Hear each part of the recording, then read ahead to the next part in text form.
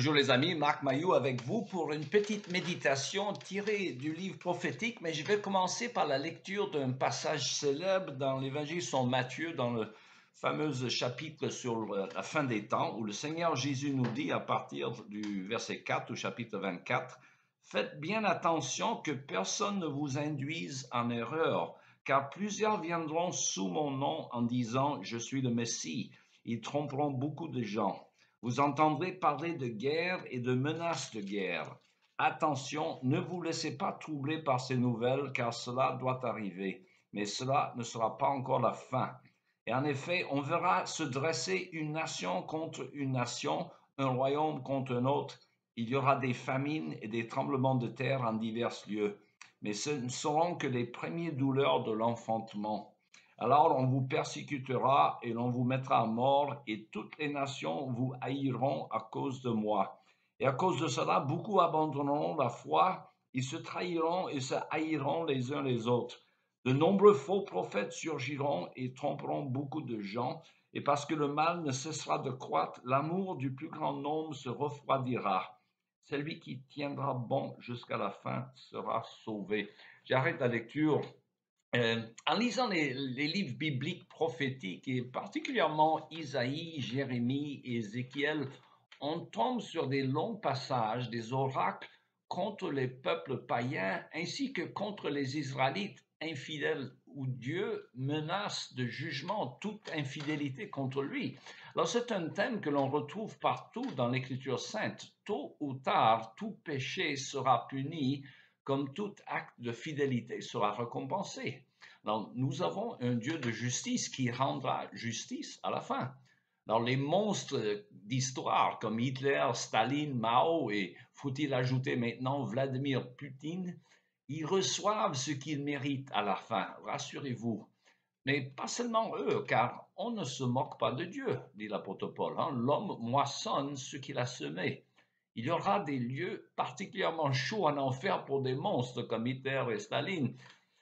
Pensez à la comédie divine du grand poète italien Dante, où il y a des cercles concentriques au paradis comme en enfer pour récompenser ou punir en fonction de ce que l'on a fait sur la terre. Cependant, on veut et on doit faire tout notre mieux pour ne pas fâcher Dieu.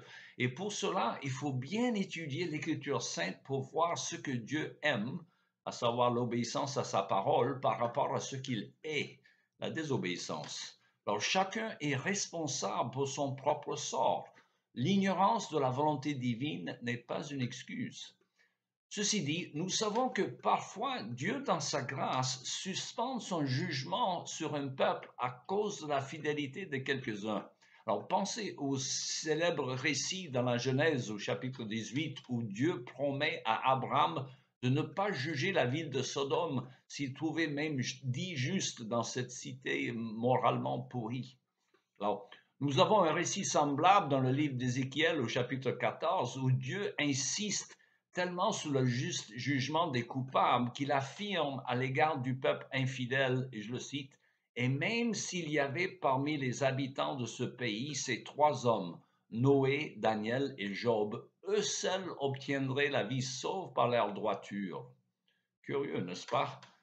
Nous savons que tous les hommes, sans exception, sont pécheurs, mais d'aucuns marchent plus près de Dieu que d'autres. Cela est sûr et certain.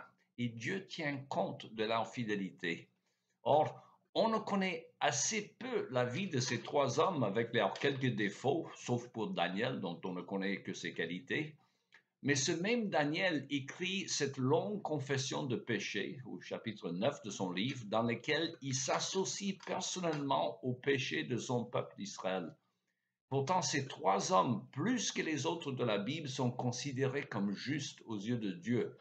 On dirait qu'ils sont tellement supérieurs sur le plan éthique que leur intervention par la prière auprès de Dieu pèse beaucoup.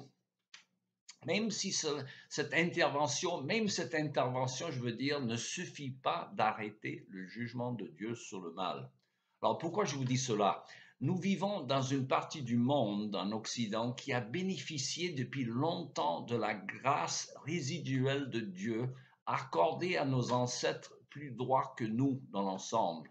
aux États-Unis, on parle de la greatest generation, hein, la plus grande génération, c'est-à-dire celle de mon père, hein, qui s'est sacrifié pour se battre contre les nazis et dont leurs efforts nous ont acheté du temps, je pense, quant au jugement inévitable de Dieu sur l'Occident, qui a largement abandonné sa relation privilégiée avec Dieu, qui connaissait l'Évangile et maintenant qui s'est détourné de l'Évangile. Alors, il est clair que désormais, depuis plus d'un siècle, ni l'Europe ni les États-Unis ne sont plus majoritairement chrétiens. Les chrétiens sont depuis longtemps donc dans la minorité. Or, ceux qui abandonnent Dieu s'exposent à son jugement. Et même l'intervention de la prière des chrétiens dévoués, des gens comme Noé, Job et Daniel, ne suffit plus pour arrêter le jugement inévitablement de Dieu. En lisant les journaux de nos jours, l'histoire de ces abominations modernes, je crains, hélas, que nous soyons désormais arrivés au point de non-retour. Alors j'espère que j'ai tort et je prie que Dieu suscite encore une fois un grand réveil spirituel en Occident. Mais je pense que peut-être nous sommes sous le précipice au seuil du jugement dont le livre de l'Apocalypse nous parle avec tant d'images horrifiantes. Ceci dit, les voies de Dieu sont insondables.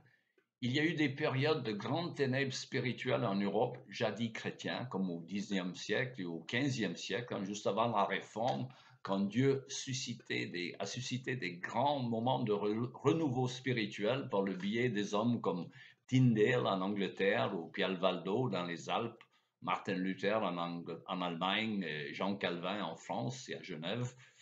Alors, il faut prier que cela arrive encore une fois. Sinon, je crains que les guerres et les bruits de guerre dont le Seigneur nous parle, dont on entend parler, les nombres grandissants des tremblements de terre, etc., ne soient que des premiers balbutiements des signes des temps de la fin dont nous parle le livre de l'Apocalypse.